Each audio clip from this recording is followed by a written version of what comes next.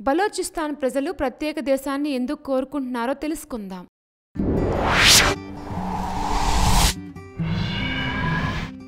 పెహల్గాం దాడి తర్వాత ఇండియా పాకిస్తాన్పై విజయవంతంగా దాడులు జరిపి ఉగ్రవాద కేంద్రాలను, ఉగ్రవాదులను మట్టిపెట్టింది. ఇది జరిగిన తర్వాత పాక్ భారత్పై డ్రోన్లు, యుద్ధ విమానాలు, క్షిపణులతో దాడులకు పాల్పడేందుకు సిద్ధమైంది. అయితే మన ఆర్మీ ఆ ప్రయత్నాలను నిర్వీర్యం చేసి విజయం సాధించింది. ఈ తరుణంలో బలూచిస్తాన్ ఆర్మీ పాక్పై దాడులకు పాల్పడింది. బలూచిస్తాన్ ప్రాంతం తమ ఆధీనంలోకి వచ్చింది అని ప్రకటించుకుంది. అయితే అసలు బలూచిస్తాన్ చరిత్రేంటి, ఎందుకు వారు ప్రత్యేక దేశం కోరుకుంటున్నారో తెలుసుకుందాం. బలూచిస్తాన్ అనే పదం బలూచిస్తాన్ అనే 2 పదాల కలయికతో ఏర్పడింది. బలూచ్ అనేది ఆ ప్రాంతంలో నివసించే ప్రజల్ని సూచిస్తుంది. వీరు ఇండో-ఇరాన్ మూలాలను కలిగి ఉన్న గిరిజనులు. వీరు బలోచి భాషను మాట్లాడతారు.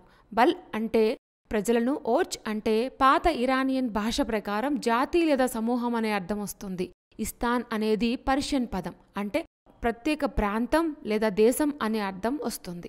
మహ్మద్ అలీ జిన్నా సూచన మేరకు 1948లో సైనిక చర్య చేపట్టి బలవంతంగా మీర్ అహ్మద్ యార్ ఖాన్ను కరాచీ తీసుకెళ్లి పాకిస్తాన్లో విలీనం అయినట్లు సంతకం పెట్టించారు. దీన్ని బలోచ్ ప్రజలు ప్రిన్స్ అబ్దుల్ కరీం తిరస్కరించి 1948లో గెరిల్లా దాడులకు దిగి తిరుగుబాటు చేశారు.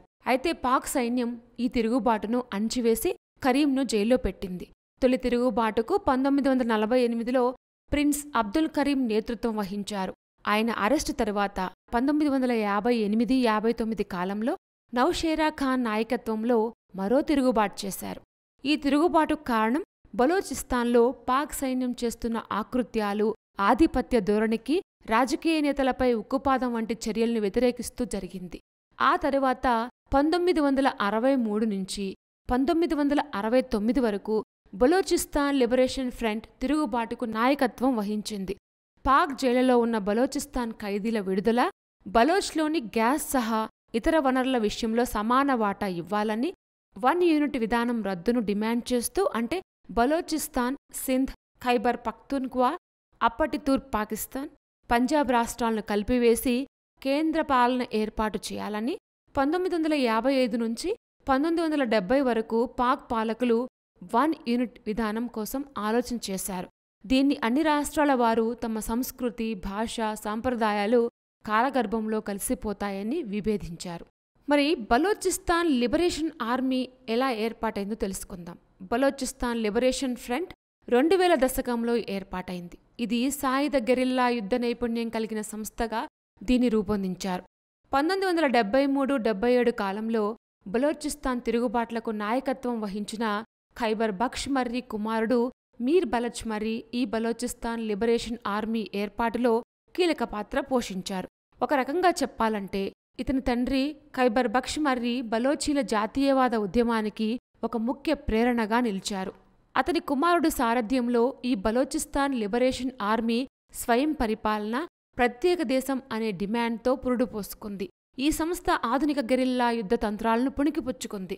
జనరల్ ముషర్రఫ్ సైనిక చర్యలు, బలోచ్ ప్రాంతంలో సైనిక స్థావరాలు ఏర్పాటు కావడం, బలోచ్ నేతలు, కార్యకర్తలు అదృశ్యం కావడం, హత్యలు గావించబడ్డం, పాక్ చైనా ఆర్థిక కారిడార్ సిపెక్లో భాగంగా గ్వాదర్ పోర్టు నిర్మాణం, గ్యాస్, గోల్డ్ వంటి సహజ వనరులను తరలించడం, వీటిని ఖండిస్తున్న నవాబ్ అక్బర్ బుక్టీ హత్యతో బిఎల్ఏ సంస్థ తన ఉద్యమాన్ని తీవ్రతరం చేసింది.